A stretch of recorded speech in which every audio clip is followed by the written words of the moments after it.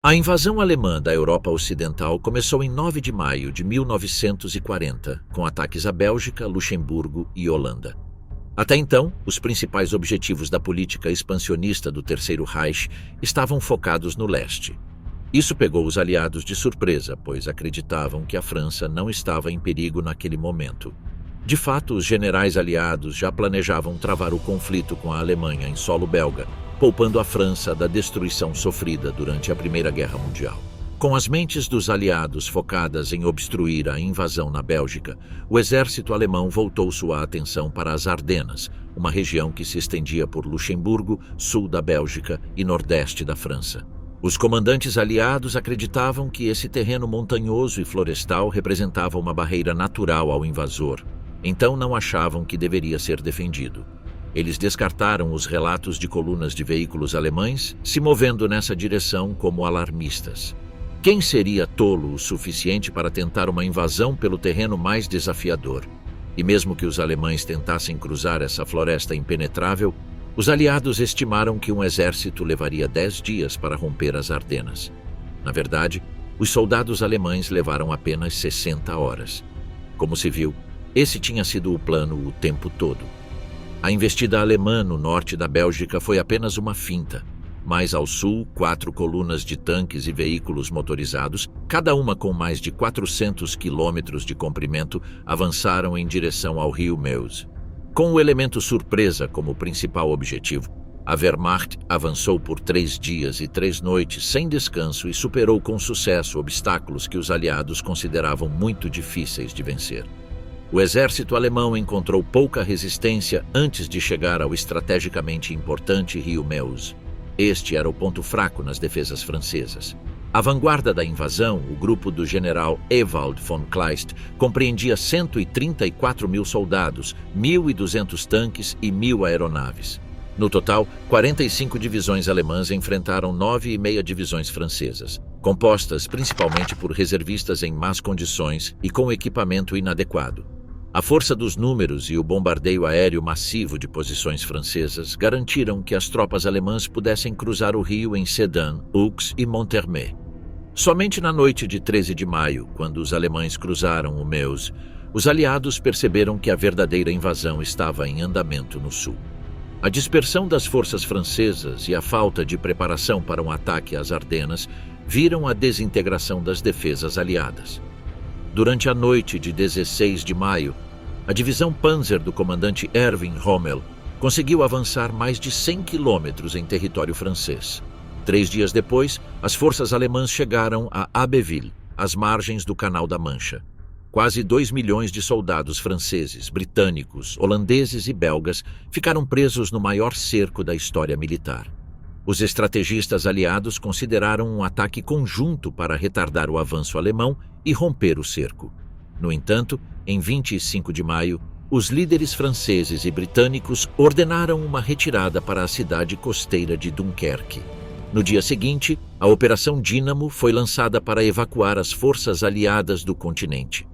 Quando as bombas alemãs caíram sobre Paris em 3 de junho, o governo da Terceira República Francesa decidiu se retirar da capital. O avanço do exército nazista havia sido muito rápido e poderoso, e não havia chance de defender Paris. A França, um dos países mais importantes da Europa, e o que derrotou a Alemanha na Primeira Guerra Mundial, caiu em apenas 6 semanas.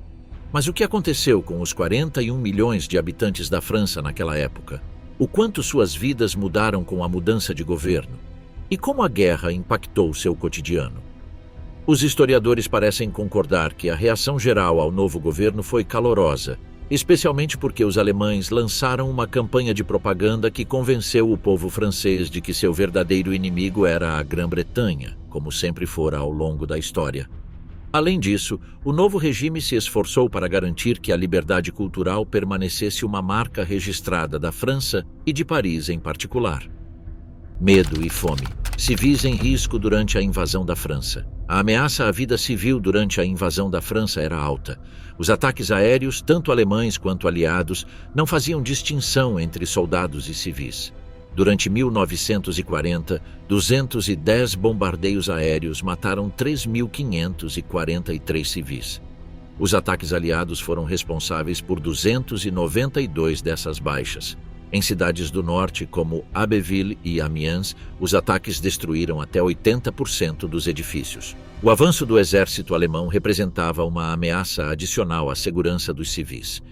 Entre 10 de maio e 25 de junho de 1940, tropas alemãs executaram sumariamente pelo menos 420 civis. Soldados frequentemente perpetravam assassinatos em represália a atos de resistência local. Foi o caso em Pont-du-Gui em 21 de maio, quando 23 civis, incluindo uma idosa em uma cadeira de rodas e um bebê de 8 meses, foram mortos. Civis franceses que ajudaram seus próprios soldados contra os atacantes foram executados. Com o colapso do esforço de guerra dos aliados, um desastre humanitário rapidamente se desenrolou. 6,2 milhões de franceses, incluindo 2 milhões de parisienses, e 1,8 milhões de moradores dos Países Baixos, fugiram das forças invasoras. Esse movimento massivo de refugiados é conhecido como êxodo. Rumores aterrorizantes levaram à saída de áreas ainda não afetadas pela violência. Muitos parisienses fugiram de suas cidades porque rumores de assaltos e assassinatos semearam o pânico entre a população e os forçaram a partir. Civis empacotaram seus pertences da melhor maneira possível para a longa jornada para o sul. Famílias ricas encheram seus carros com itens essenciais e relíquias de família, muitas vezes colocando um colchão no teto na esperança de se proteger de ataques aéreos. As estações de trem testemunharam cenas de caos enquanto milhares de pessoas, incapazes de pagar seu próprio transporte, se amontoavam em vagões superlotados. O destino de cada pessoa dependia da riqueza material. A classe alta francesa se dirigia para seu retiro de verão habitual, geralmente uma casa de férias no sul. Os trabalhadores partiam a pé sem saber para onde estavam indo e com total ignorância da geografia francesa. A realidade da vida nas ruas não fazia distinção entre classes sociais. Como vendedores ambulantes e vagabundos, milhões de pessoas marchavam para o sul. A vida na estrada era difícil. Famílias foram separadas. 90 mil crianças perderam contato com seus pais e muitas vezes levava meses para reuni-las. Fome, sede e pequenos crimes levaram a roubos e saques, tanto de outros refugiados quanto de casas abandonadas ao longo da rota. Geralmente, os moradores locais cumprimentavam os civis gentilmente em sua chegada às cidades e vilas, mas nem sempre era esse o caso. Os donos de restaurantes cobravam altos preços por suas refeições, sabendo que a comida era escassa e os refugiados estavam morrendo de fome. Alguns homens, tanto civis quanto soldados, exigiam favores sexuais das mulheres em troca de ajuda. Os refugiados não conseguiam escapar da violência da guerra. Bombardeiros de mergulho alemães Stuka desceram sobre as longas colunas de refugiados indefesos, suas sirenes aterrorizantes uivando enquanto metralhavam as multidões. Doenças e ferimentos eram comuns. Os idosos que não conseguiam acompanhar, os doentes e feridos que não conseguiam encontrar uma cama de hospital e todos aqueles que não conseguiam chegar aos abrigos antiaéreos com rapidez suficiente eram abandonados no caminho ou deixados em igrejas, onde careciam até mesmo das instalações mais básicas. No total, 30 mil civis perderam a vida durante a Batalha da França. A experiência civil da queda da França e do êxodo foi esmagadoramente feminina.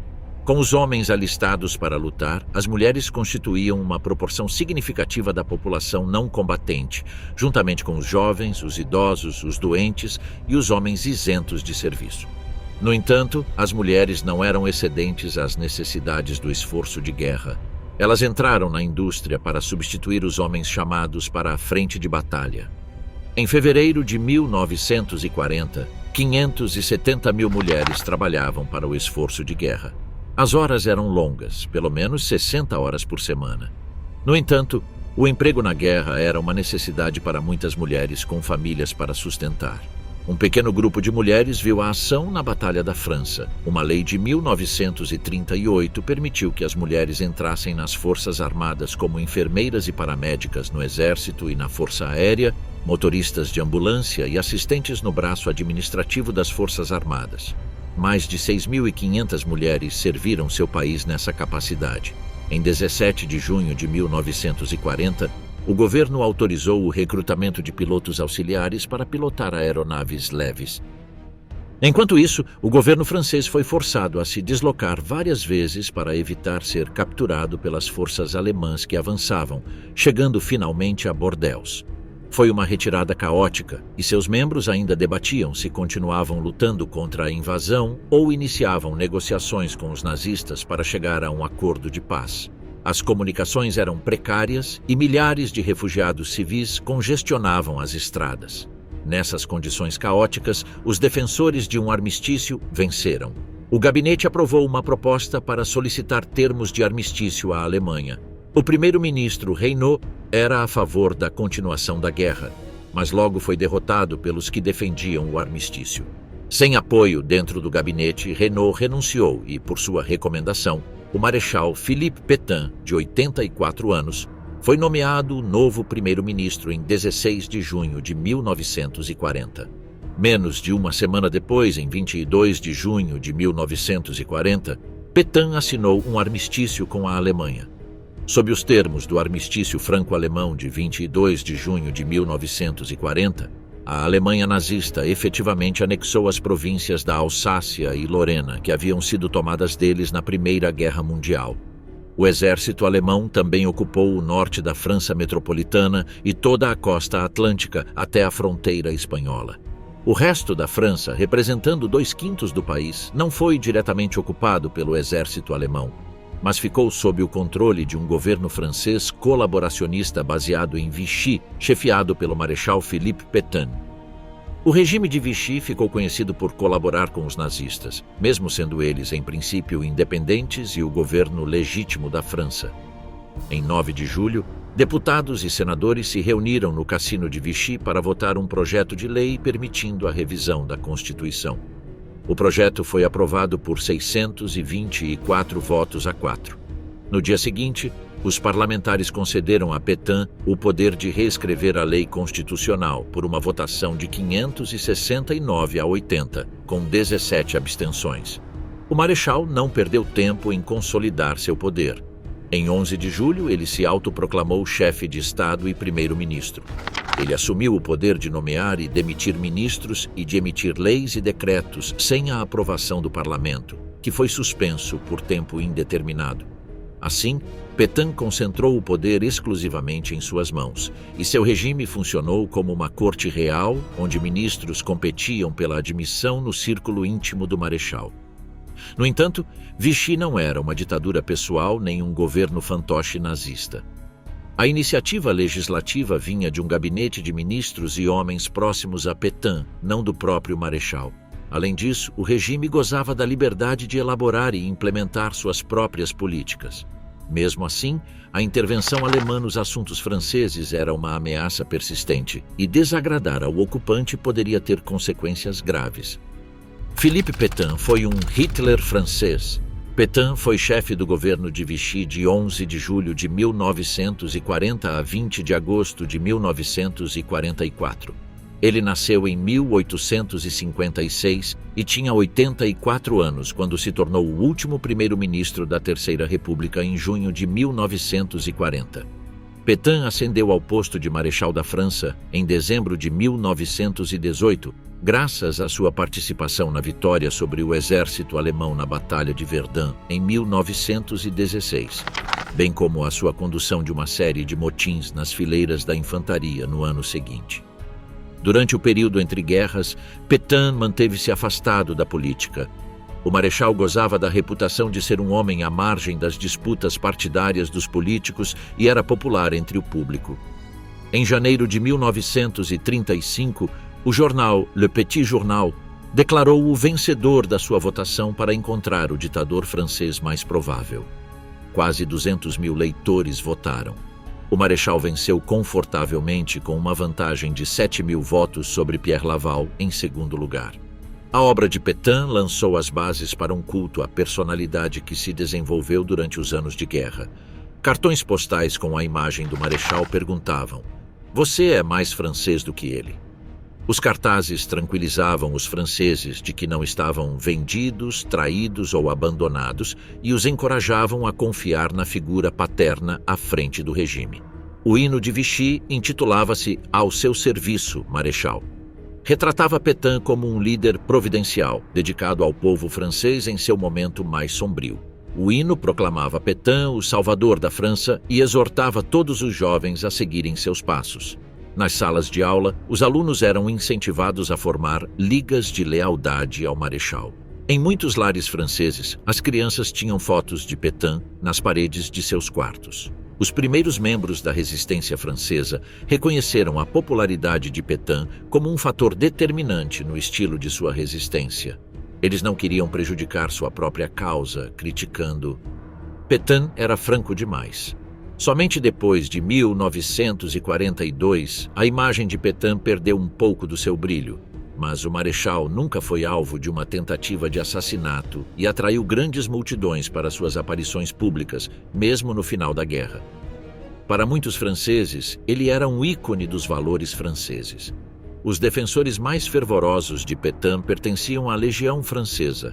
A Legião foi fundada em 29 de agosto de 1940, quando todas as associações de veteranos da Primeira Guerra Mundial se fundiram em uma única organização.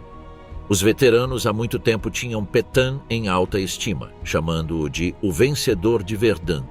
Agora, eles ajudavam a espalhar a mensagem da chamada Revolução Nacional, como Pétain gostava de chamar suas políticas. A função da legião dependia em grande parte das circunstâncias locais. Em algumas regiões da França, o grupo se dedicava exclusivamente à propaganda. Em outros lugares, os legionários perseguiam uma agenda política radical. Entre julho de 1940 e abril de 1942, o segundo em comando de Vichy foi nomeado vice-primeiro-ministro. O primeiro a ocupar esse cargo foi Pierre Laval, que era tão líder do regime quanto Pétain. Laval era um veterano da política da Terceira República, tendo servido como primeiro-ministro 4 vezes durante a década de 1930.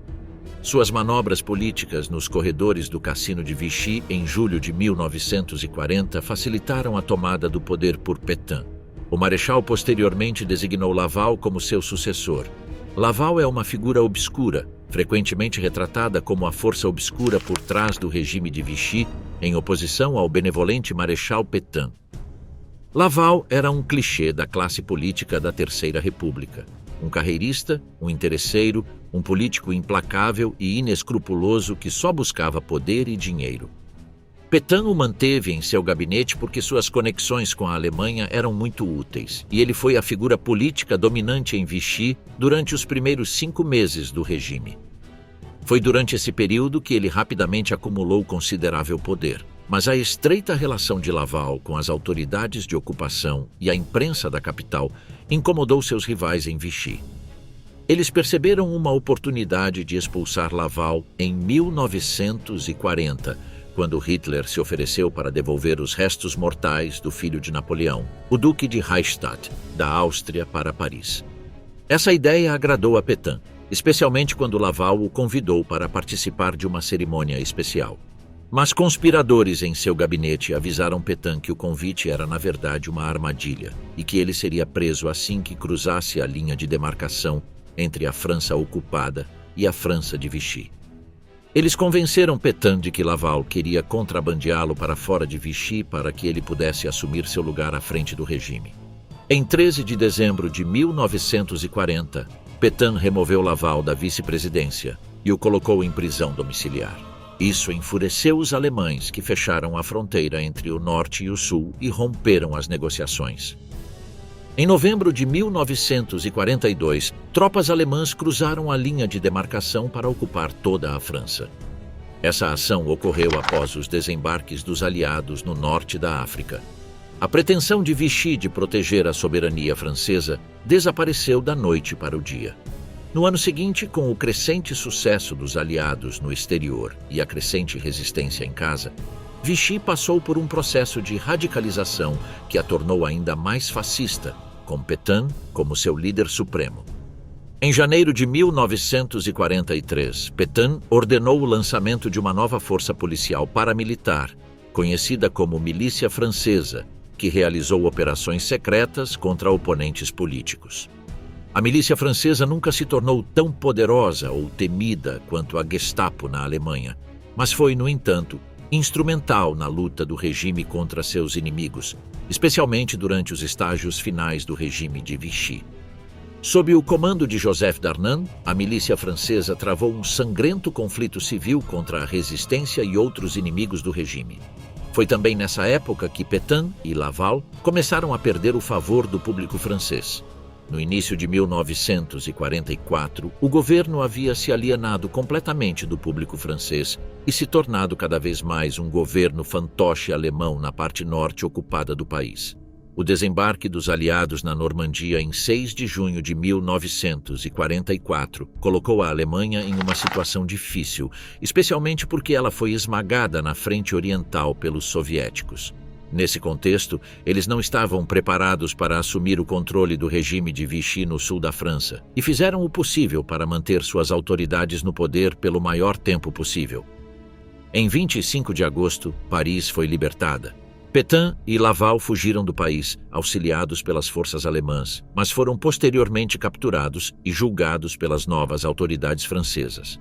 Laval foi executado em 15 de outubro de 1945, enquanto Pétain foi condenado por alta traição, mas sua sentença de morte foi comutada para prisão perpétua devido à sua idade avançada. Ele morreu em julho de 1951, aos 95 anos.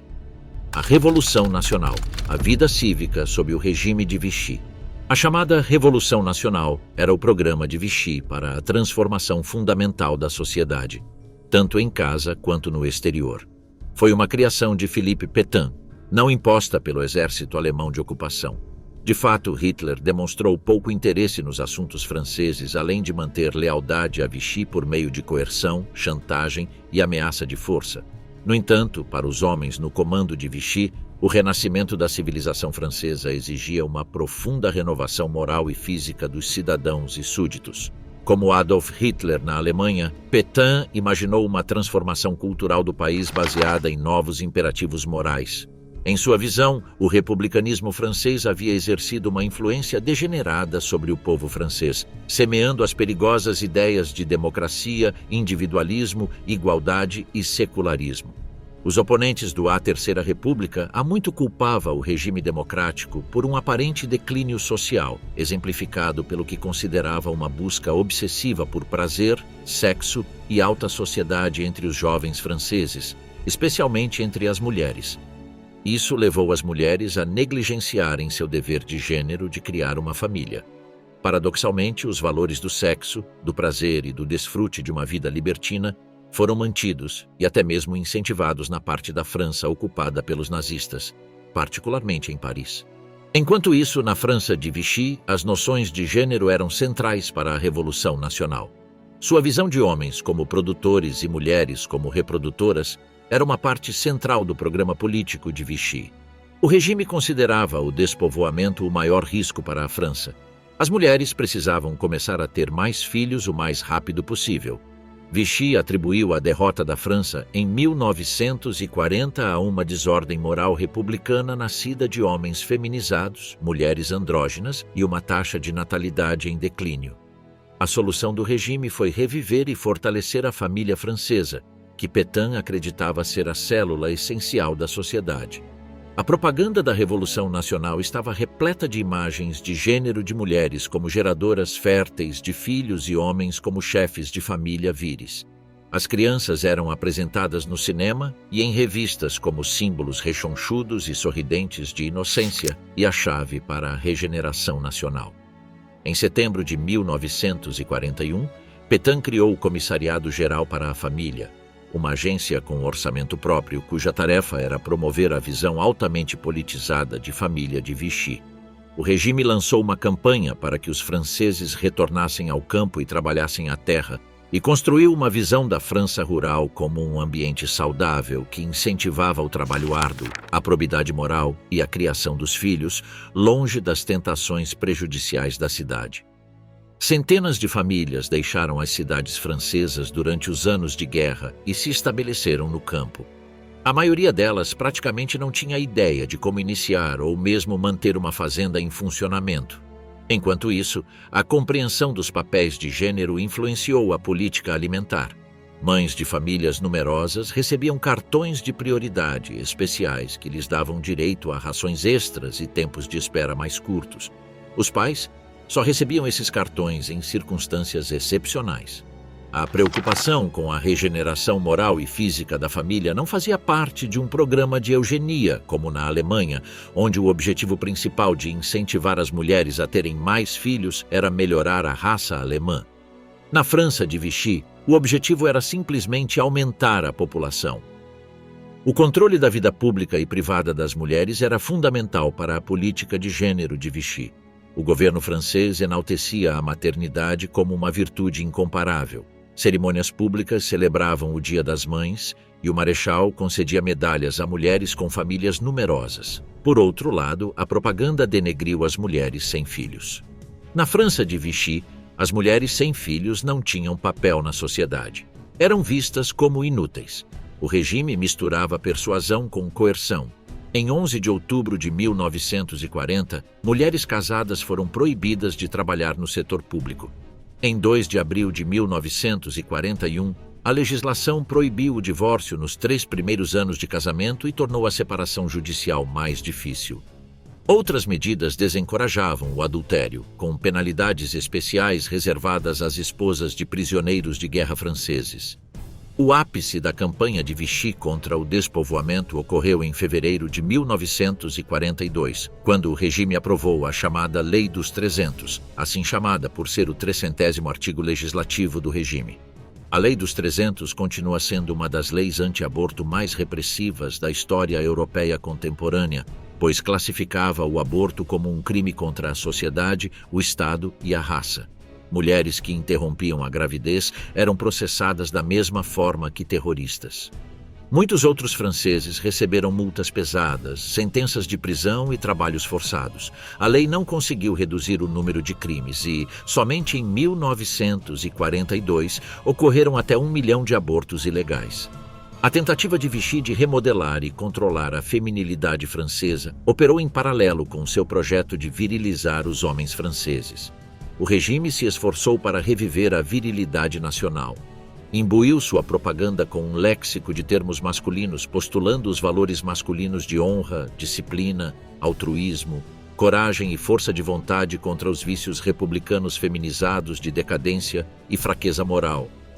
Os homens apareciam na propaganda de Vichy como pais, chefes de família e guerreiros cívicos, exibindo suas características masculinas como maxilares quadrados, ombros largos e torsos musculosos. Vichy não fundou um único movimento juvenil no estilo da juventude hitlerista. Em vez disso, o regime optou por autorizar movimentos juvenis independentes. O regime fundou 2 movimentos juvenis para crianças e jovens, os Companheiros da França e os Projetos Juvenis. Henri Davernas fundou os Companheiros da França como uma organização voluntária para jovens entre 15 e 20 anos. Membros em tempo integral viviam em acampamentos. Suas atividades consistiam em trabalho ao ar livre e assistência social e estavam fortemente imbuídas da propaganda da Revolução Nacional. No entanto, a ênfase dos companheiros na camaradagem, no dever e na disciplina significava que era uma organização mais próxima dos escoteiros do que de um movimento juvenil fascista. O movimento sofreu a concorrência de grupos católicos e escoteiros mais estabelecidos, e apenas 29 mil jovens franceses se juntaram durante a ocupação. A maioria dos membros trabalhava em meio período. Para Vichy, os projetos da juventude eram um instrumento muito mais importante para a formação dos cidadãos do futuro. Seus acampamentos de jovens ofereciam um cadinho para a formação de homens franceses. Estabelecidos em 31 de julho de 1940, sob a liderança do general Joseph de la Porte du Tail, esses acampamentos inicialmente ofereciam uma medida de conveniência para evitar a desmobilização repentina e potencialmente desastrosa de dezenas de milhares de jovens em 1940. Mais tarde, os projetos da juventude assemelhavam-se a uma forma de serviço nacional obrigatório para todos os jovens com mais de 21 anos. Eles refletiam a crença de Pétain de que a disciplina militar era a escola da nação. Os recrutas passavam 8 meses nos acampamentos, recebendo lições de moralidade, da nova ordem social, do culto ao líder e do elitismo, tudo como parte de um programa para combater a decadência moral. Além da educação em sala de aula, os jovens dos projetos realizavam árduos trabalhos ao ar livre, de acordo com a filosofia de Vichy, resumida na frase corpo são, mente sã. Poucos membros gostavam da experiência. As péssimas condições de moradia, a falta de comida e o tédio geral atormentavam muitos membros dos projetos jovens. A batalha pelo pão. Misérias cotidianas na França em tempo de guerra. O regime de Pétain gradualmente perdeu apoio entre o povo francês. Um dos principais motivos não foram suas políticas cada vez mais fascistas, mas os efeitos da guerra prolongada na Europa. O lema da Revolução Nacional era trabalho, família, patriotismo, mas à medida que a guerra avançava, o povo francês o parodiou como preocupação, fome, patrulha. Diante de dificuldades, perdas, escassez e repressão, a mera sobrevivência à guerra preocupava a nação. É claro que a fome era uma preocupação premente para milhões de pessoas na Europa nazista, e não apenas na França. No entanto, na França, o nível lamentável de rações básicas imposto pela força de ocupação alemã em 1940, juntamente com a má gestão governamental do suprimento de alimentos e uma enorme queda na produção agrícola, levou o país à beira da inanição. Após a guerra, a experiência da fome dominou as memórias dos cidadãos e súditos franceses, tanto em casa quanto no exterior, e apareceu em alguns dos romances mais célebres da ocupação. Em 17 de setembro de 1940, Vichy introduziu o racionamento de alimentos, combustível, roupas e calçados. Pétain enquadrou a medida dentro da retórica de sacrifício e abstenção do regime para explicar que o racionamento era uma necessidade dolorosa que garantiria acesso igualitário aos suprimentos para ricos e pobres. O sistema de racionamento dividia a nação em categorias. Trabalhadores manuais e agrícolas recebiam rações maiores do que aqueles cujos empregos não exigiam trabalho pesado. Havia disposições especiais para mulheres grávidas ou amamentando e famílias com mais de 5 filhos menores de 21 anos. Vichy negava às mulheres uma ração de tabaco porque seu discurso moralizante desaprovava os fumantes. A maior proporção da população, composta por adultos entre 21 e 70 anos, recebia as chamadas rações da categoria A, 350 gramas de pão por dia, 250 gramas de massa por mês, 50 gramas de queijo por dia, 200 gramas de gordura por mês, 200 gramas de margarina por mês, 300 gramas de carne por semana, 500 gramas de açúcar por mês e, finalmente, 50 gramas de arroz por mês. Em teoria, as rações da categoria A eram calculadas para fornecer a um adulto 1.327 calorias por dia. A alocação para cada tipo de ração alimentar, exceto açúcar, diminuiu à medida que a guerra avançava. A sobrevivência tornou-se muito difícil e, naturalmente, um enorme mercado negro floresceu nas principais cidades francesas. A face das ruas comerciais francesas mudou à medida que as empresas se adaptavam ao novo sistema. Os restaurantes serviam comida em troca de vales-ração e ofereciam uma seleção de cardápios com base no preço máximo de suas refeições. Restaurantes da categoria D cobravam 18 francos por refeição, enquanto estabelecimentos da categoria I cobravam 75 francos. Padeiros frequentemente fechavam suas portas por falta de combustível para seus fornos. Mesmo quando havia pão, ele estava velho. O governo proibiu a venda de pão fresco, acreditando que as pessoas consumiriam menos pão se sua baguete estivesse velha. Longas filas para lojas e mercados eram uma ocorrência diária. O trabalhador industrial parisiense médio passava 12 horas por dia, 6 dias por semana, trabalhando e esperando na fila. Um zelador alugava o porão de seu prédio por 2 francos por noite para os franceses que queriam estar na frente da fila do açougue próximo no dia seguinte. Por 7 francos por hora, pessoas podiam ser contratadas para manter seu lugar na fila. O Partido Comunista apelou para as mulheres que faziam fila para protestar como complemento às atividades clandestinas do partido, e a luta pelo pão ganhou destaque na propaganda dirigida a esposas e mães. Protestos por comida às vezes levavam a confrontos violentos com a polícia, como a manifestação de mulheres parisienses na Rue de Bussy em 31 de maio de 1942, durante a qual 2 policiais foram mortos. Vichy redobrou as patrulhas policiais para proteger vendedores, fornecedores e lojistas das multidões furiosas e famintas. A escassez se deveu a vários fatores. Primeiro, os governos franceses anteriores a 1940 não haviam planejado o racionamento. O planejamento pré-guerra previa uma guerra travada fora das fronteiras da França, com a nação abastecida por seu império, os britânicos e os americanos. Nesse contexto, o racionamento, o estoque de alimentos e combustível e a redução da dependência de produtos importados pareciam desnecessários. Segundo, a produção agrícola geral declinou drasticamente após 1940.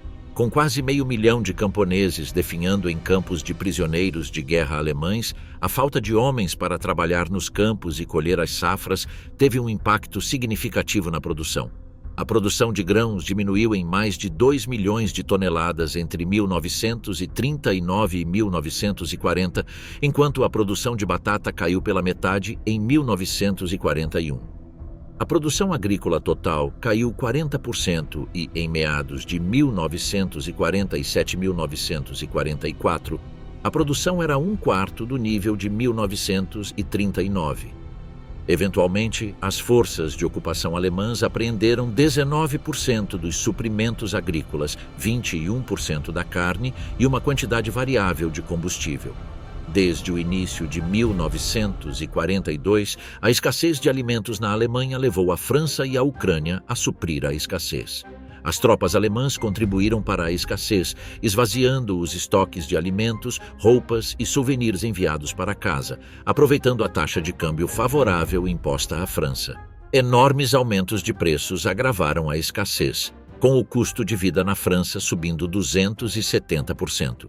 Muitos franceses buscavam comida onde pudessem, pois até mesmo o mínimo necessário era difícil de encontrar. A escassez de combustível levou ao desaparecimento dos carros das ruas, substituídos por velotáxis improvisados ou carroças puxadas por bicicletas, e pelos chamados gasogenes, carros movidos a gasolina adaptados para funcionar com caldeiras a lenha. A deterioração do padrão de vida ameaçava a saúde da nação. O valor calórico diário das rações francesas era o mais baixo da Europa Ocidental, e tanto em 1942 quanto em 1944 era aproximadamente equivalente ao da Polônia. A desnutrição levava a doenças e mortes. A taxa de mortalidade infantil aumentou de 63 mortes por mil em 1939 para 109 mortes por mil em 1945.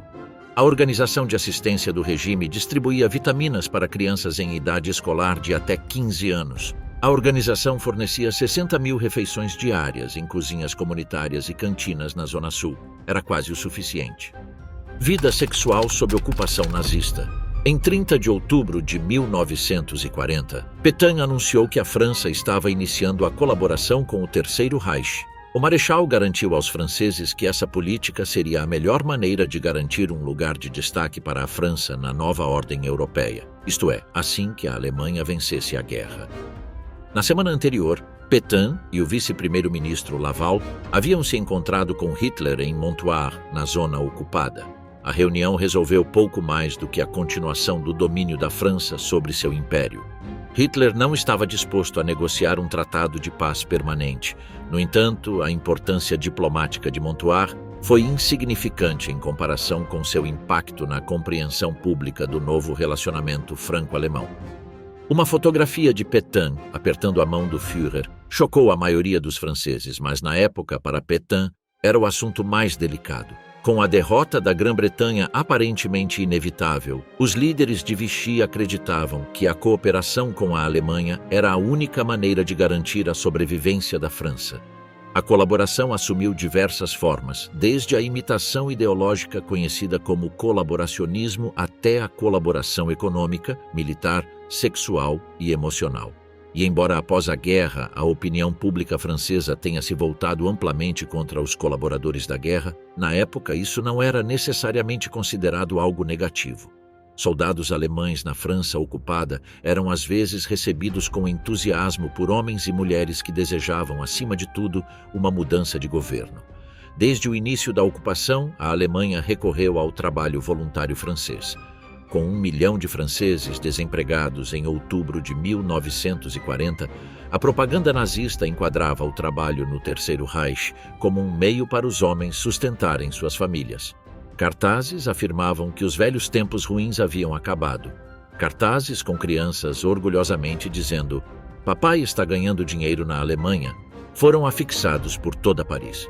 Os cartazes também vinculavam o trabalho de guerra no Reich ao dever masculino de defender a França. Voluntárias também eram elegíveis para trabalhar na Alemanha. Algumas se voluntariavam para ganhar dinheiro para suas famílias. Algumas saíam para ficar perto de seus maridos, que estavam internados em campos de prisioneiros de guerra. Outras eram forçadas a sair para escapar de relacionamentos abusivos ou da vergonha de uma gravidez fora do casamento. No total, 80 mil francesas trabalharam em fábricas alemãs durante a Segunda Guerra Mundial.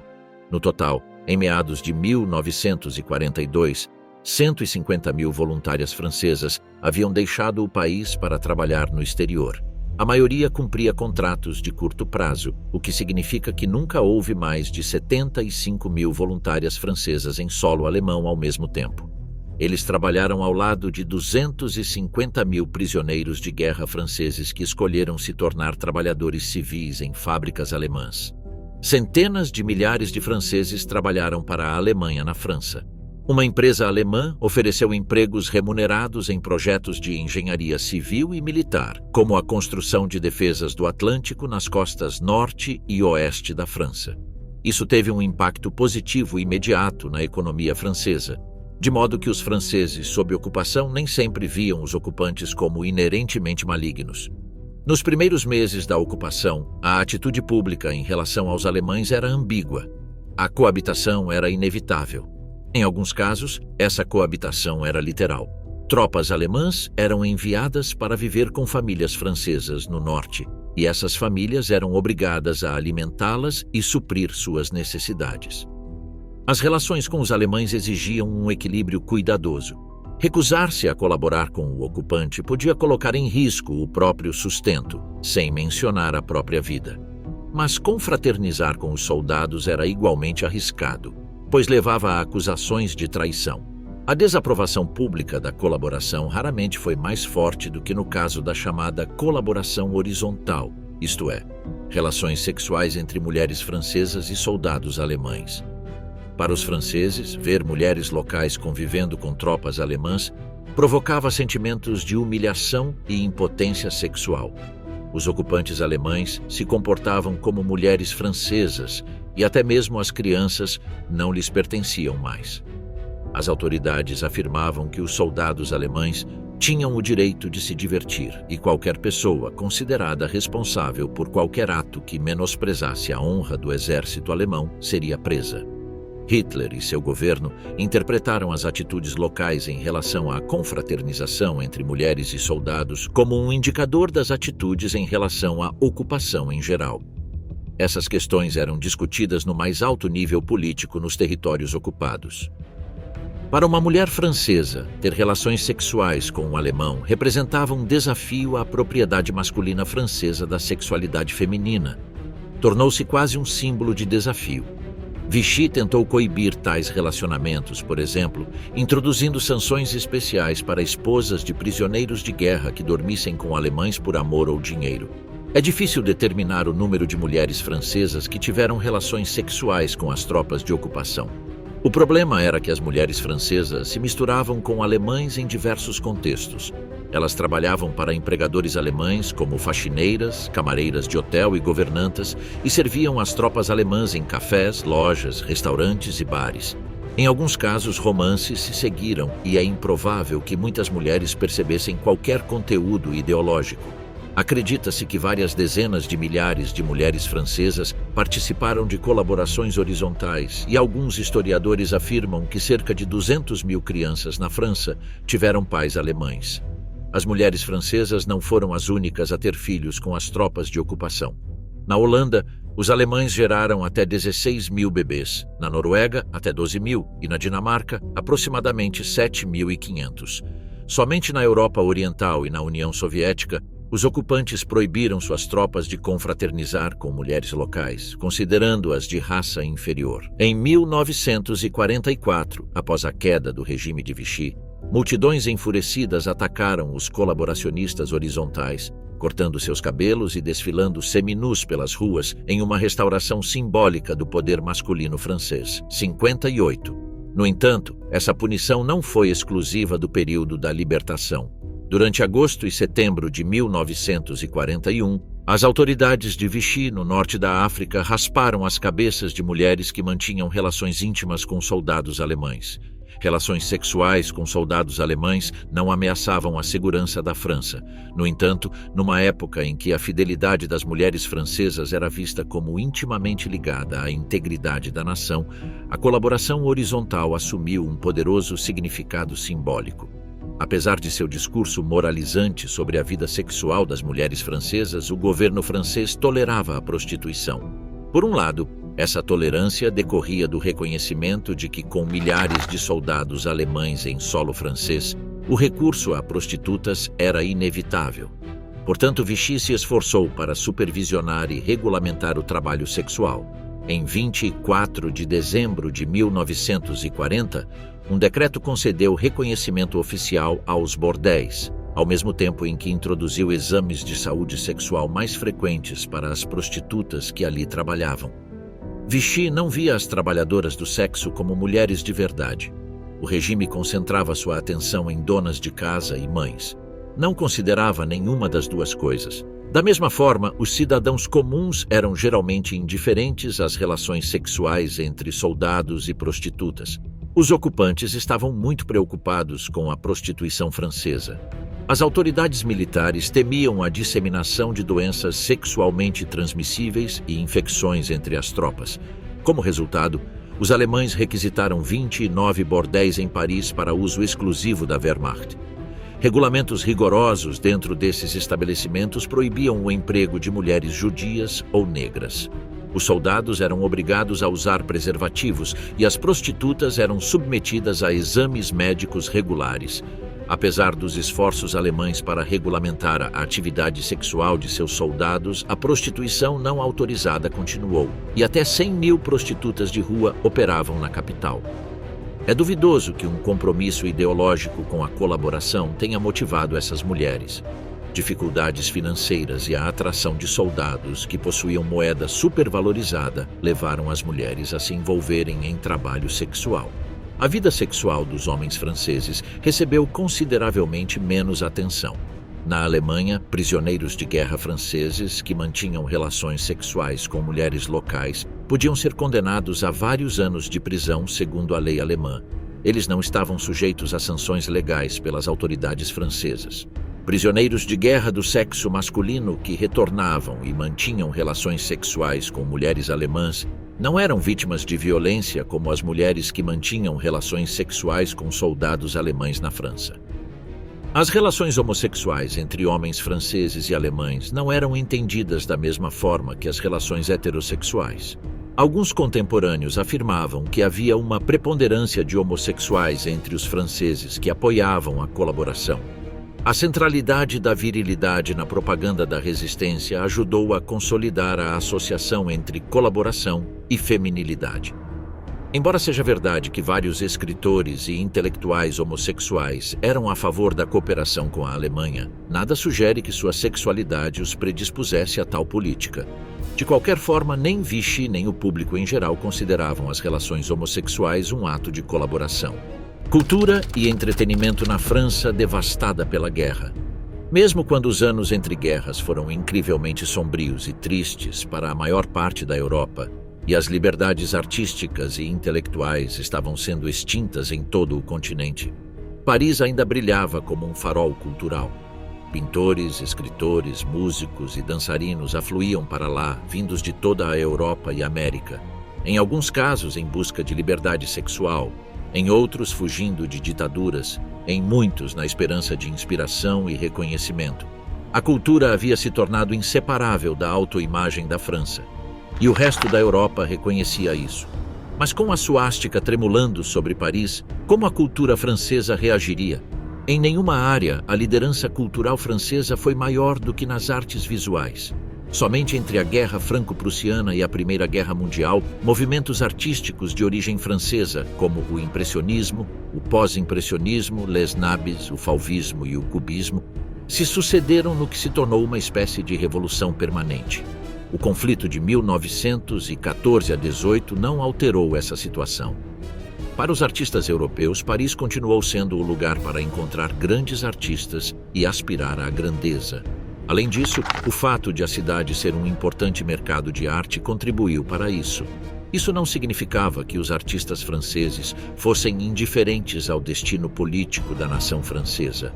Em vez disso, eles desfrutavam de maior liberdade artística em comparação com outros países da época.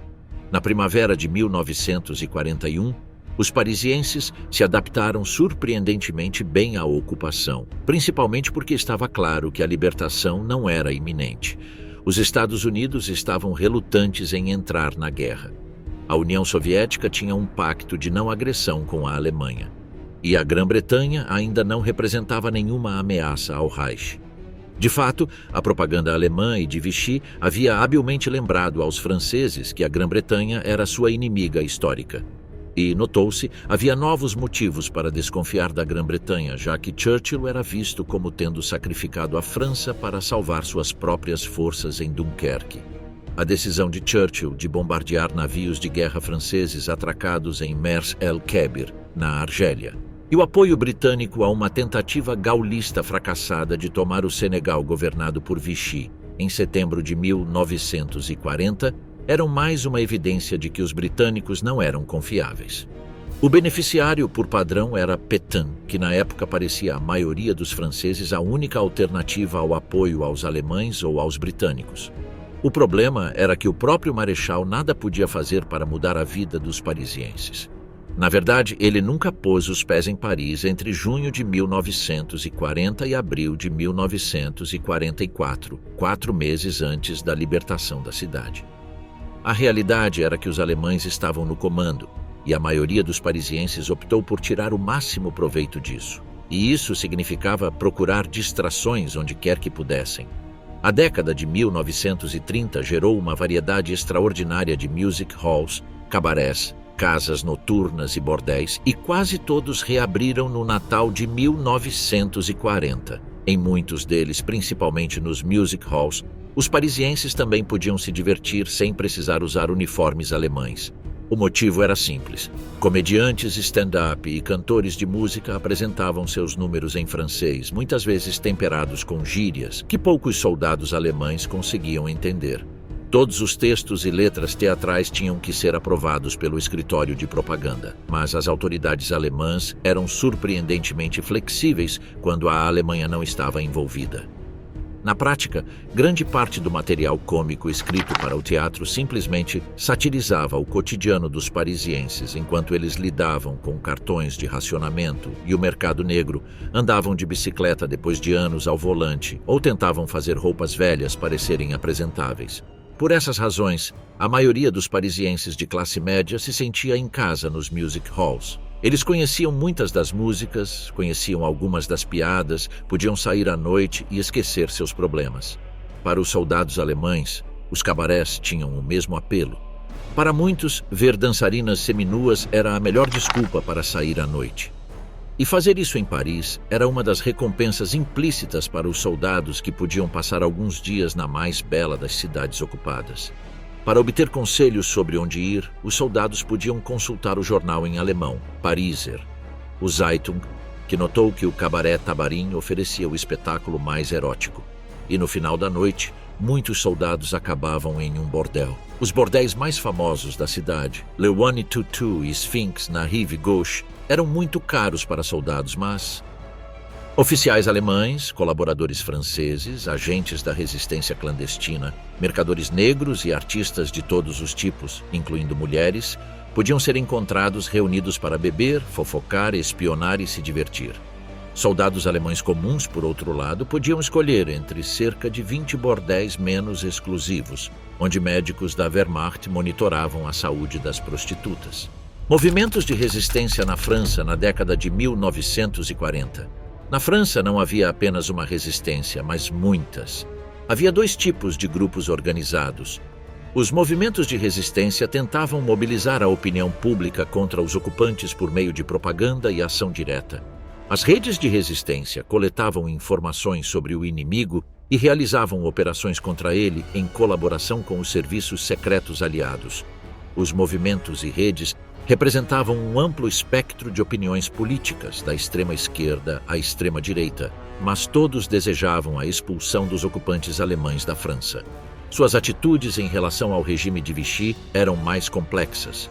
Embora a hostilidade em relação ao Estado francês caracterizasse muitos movimentos e redes, alguns mantinham um respeito cauteloso por Pétain e sua Revolução Nacional, chegando a trabalhar para o próprio regime. A mídia de oposição também dividiu os combatentes da resistência. Após a invasão da União Soviética em junho de 1941, grupos comunistas lançaram ataques violentos contra tropas e oficiais alemães. Essa tática provocou severas represálias contra a população civil francesa. Outros grupos de resistência agiram com mais cautela, preferindo persuadir o público com propaganda. A resistência também era um fenômeno fragmentado, um fato derivado das condições em que os primeiros combatentes da resistência operavam. O sigilo era primordial, e a informação e o recrutamento eram limitados a um pequeno número de ativistas. Movimentos e redes operavam necessariamente de forma isolada. Somente em 1943 os grupos de resistência começaram a coordenar sua luta entre si e com a França livre, embora ainda mantivessem suas estruturas individuais. Portanto, é importante reconhecer que a resistência nunca foi obra de uma entidade única e disciplinada. Além das atividades de movimentos e redes organizados, houve milhares de atos individuais de desafio por parte de cidadãos franceses comuns. Esses atos, muitos dos quais não foram registrados, tiveram pouca importância militar, mas foram parte da luta moral contra a ocupação. As evidências sugerem que a maioria dos combatentes da resistência era jovem. No norte, 62% dos membros da chamada defesa francesa tinham 30 anos ou menos. A resistência era, em geral, um fenômeno interclassista. Uma parcela significativa dos combatentes da resistência vinha de famílias de classe trabalhadora ou média, mas outros setores sociais também estavam presentes. A resistência comunista mobilizou redes de apoio consolidadas, muitas das quais tinham experiência em oposição e desobediência da classe trabalhadora durante o período entre guerras. Membros da pequena burguesia, como lojistas, pequenos fabricantes, assalariados, artesãos, comerciantes e funcionários públicos, também estavam superrepresentados nas formações de resistência. Combatentes europeus não franceses contribuíram significativamente para a luta contra os ocupantes. De fato, havia uma presença maciça de estrangeiros na resistência, principalmente porque muitos imigrantes haviam fugido para a França para escapar do fascismo e do nazismo durante as décadas de 1920 e 1930. Essas pessoas já se opunham ao fascismo, então não precisaram de muito convencimento para se juntar a grupos de resistência. Um dos exemplos mais famosos de resistência imigrante foi o chamado Grupo Manouchiano, um esquadrão de 22 homens e uma mulher sob a liderança do poeta armênio Misak Manouchian.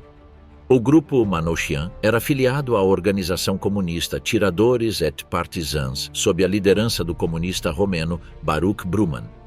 Entre o outono de 1942 e novembro de 1943, Bruman comandou 230 ataques contra alvos nazistas e colaboracionistas, incluindo o assassinato de Julius Ritter, chefe do Serviço Francês de Trabalho Compulsório. O grupo de Manouchian foi preso no final de 1943 e executado em fevereiro do ano seguinte, mas a resistência francesa continuou a atuar nas sombras até a França ser finalmente libertada em 8 de maio de 1945.